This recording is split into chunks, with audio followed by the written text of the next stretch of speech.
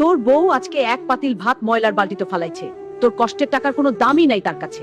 তোমার মা কেন আমার আলমারি চেক করবে? এই বাসায় কি আমার প্রাইভেসি বলতে কিছুই নেই? বাসায় আসতে না আসতেই অভিযোগ শুরু করে দাও। আমার আর ভালো লাগে না এসব দুর্বেদ। নবাবজাদি ঘুম থেকে উঠে বেলা 12টা বাজে। এটা কি হোটেল? আমি বুড়া মানুষ, এখন আর নাস্তা বানাতে পারি না। পান থেকে চুন বসলে তোমার মা আমার বাপ মা তুলে কথা বলে। এইটা কিন্তু আমার আর ভালো লাগে না, বলে দিলাম। ধুরমা আর বউয়ের এমন কামড়াকা আর ভালো লাগে না। আজকে একটা সমাধান করতেই হবে। তোমরা দুইজন সারাদিন আমার কাছে একে অপরের নামে নালিশ করতেই থাকো। তোমাদের এই অশান্তির কারণে আমি ঠিকমতো শান্তিতে ঘুমাতে পারি না। বাইরে পেটের জন্য যুদ্ধ করি আর ঘরে শান্তির জন্য। তোমরা দুজনেই আমার আপন, আমি কাকে রেখে কার বিচার করব? আর মা, আমার ছোট বোন যখন বেলা 12টা পর্যন্ত ঘুমায় তখন তুমি বলো আহারে মেয়েটা কত ক্লান্ত। আর বউ যখন বেলা 12টা পর্যন্ত ঘুমায় তখন সেটা অপরাধ হয়ে যায় কেন মা?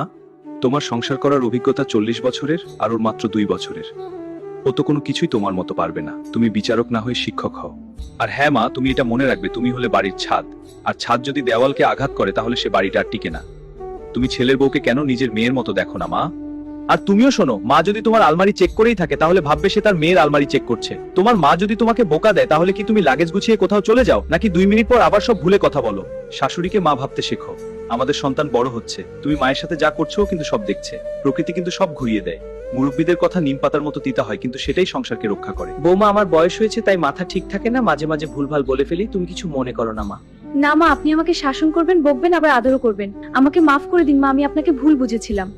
টাকা দিয়ে যেমন খাট কেনা যায়, ঘুম কেনা যায় না, ঠিক তেমনি অশান্তি থাকলে রাজপ্রাসাদেও সুখ হয় না।